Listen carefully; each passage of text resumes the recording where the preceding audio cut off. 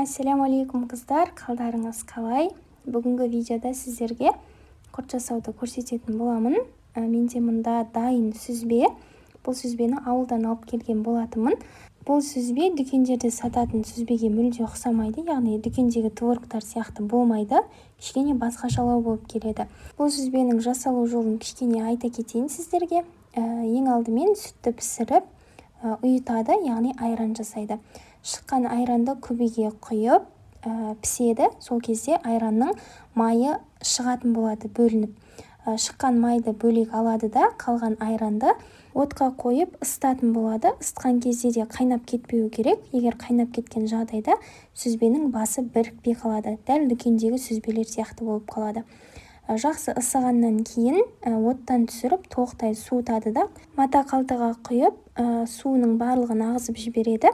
Кейіннен ауыр таспен немесе басқа да затпен біраз уақытқа бастырып, суынан толықтай ажыратып алады. Кейіннен бізде осындай сүзбе шығады.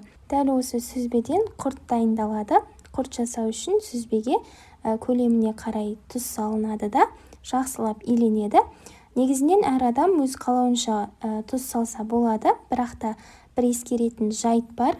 Егер де сүзбеге тұзды тым аз салып қоятын болсаңыздар, құрттарыңыз кепкеннен кейін сарғайып, тұзсыз, былайша айтқанда сүйкімсіз болып қалады. Негізінен тұзды өз нормасында салу өте маңызды этаптың бірі деп айтсам болады. Кейіннен жақсылап илеу қажет. Дәл қамырдың иін қандырғандай, құрттың да иін қандырып барып илеу керек. Иі қанған қамыр өте жақсы жайылады, икемді болып келеді ғой. Құрт та дәл солай. Иін жақсылап тұрып, қолмен басып, мыжып отырып илеу қажет. Сосын айта кететін бір жайт бар. Жаңа алдында айтып өткенімдей, егерде айранды ысыту барысында айран тым қатты ысып кетсе немесе қайнап кететін болса, сүзбенің басы бірікпей қалады дедім. Сондай жағдайда ол сүзбені тастай алмаймыз. Көп мөлшерде болса, бір іске жарата алмай қаламыз. Сондай жағдайда ол сүзбеден де құрт жасауға болады. Ол үшін сүзбенің басын біріктіру үшін қарапайым үйдегі айраннан қосып жіберу керек. Айранды бірден қоспай, өздеріңіздің сүзбелеріңіздің көлеміне қарай илеп отырып қосыңыздар. Сол кезде дұрыс шығады. Ал егер бірден көп қосып жіберетін болсаңыздар, басы бірікпей жатқан сүзбелеріңіз тіптен сұйық болып кетуі мүмкін. Мінеки біздің сүзбеміз жақсылап иленді. Байқап қарасаңыздар, алдыңғы видеомен бұл видеодағы сүзбенің айырмашылығы кәдімгідей білінеді. Енді дайын сүзбемізден құрт жасауға кірісеміз. Құрт жасамас алдын құртымызды жаятын ыдысымызды дайындап алуымыз керек. Мен осындай противеннің үстіне жаямын. Үстіне пергамент қағазын төсеп жатырмын. Ал егер сіздер жаңағы сырлы легендер болады ғой, соларға жаятын болсаңыздар, міндетті түрде үстіне ақ парақ немесе пергамент қағазын төсеп жіберіңіздер. Өйткені құрттың бойында кішкене қышқылдық болғандықтан сіздердің ыдыстарыңызды бүлдіріп қоюы мүмкін. Газет сияқты немесе басқа да жазуы бар қағаздарды мүлде төсемеңіздер.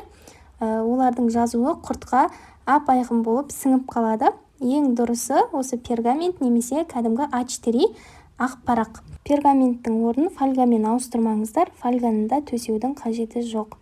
Мен құртты қазір дөңгелек етіп жасаймын. Өзіме керекті мөлшерде сүзбені аламын. Негізінен бір-біреулеп жасай берсеңіздер болады. Мен бала кезімнен жасағандықтан қолым үйреніп қалған. Бір жағынан уақытты экономдау үшін екеулеп жасайтын боламын.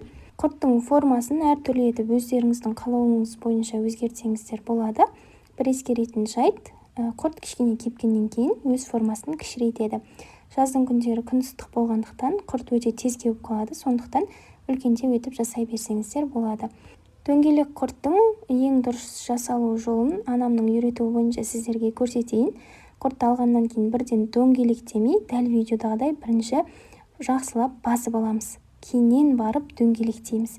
Сол кезде құрттарыңыз ортасы кәуек болмай, дәл осылай жып-жылтыр болып шығатын болады. Бұрын анам айтатын, идеальны құрттың сыртында ешқандай трещина болмайды деп. Ешқандай жарық, сызық болмайды, дәл осындай жып-жылтыр әп-әдемі болып шығу керек деп. Сіздердің де құрттарыңыз менікіндей жылтыр болып шығатын болса, демек сіздердің де құрттарыңыз идеальны болды деген сөз. Енді барлық құрттарымызды дәл осылай алдымен кішкене формасын келтіріп, одан кейін қолымызбен жақсылап басып, одан кейін барып қана дөңгелететін боламыз. Кейбір құрттарды жеген кезде байқасаңыздар, тістеген кезде ортасында кішкене кәуек болып тұрады, ауа қалып кетеді. Сондай болмас үшін жаңағы айтып өткенімдей құртты жақсылап бірінші басып алу қажет. Мінекей, дәл осылай барлығын жасап шығамыз.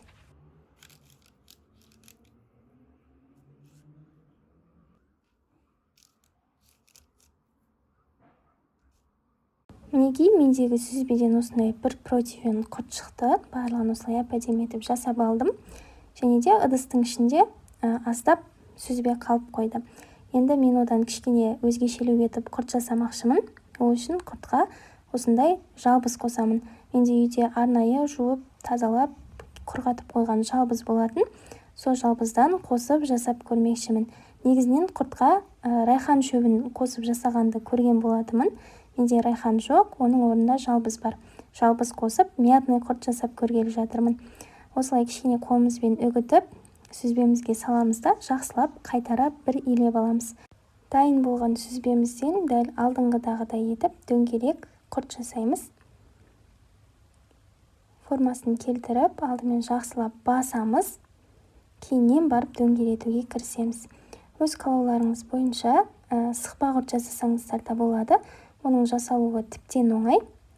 Кішкене алып, қолдарыңызбен бір рет қыссаңыздар, сықпа құрт та дайын болады. Мінекей қыздар, менің құрттарым толықтай дайын болды. Мятный құрт та, қарапайым құрт та толықтай жасалды.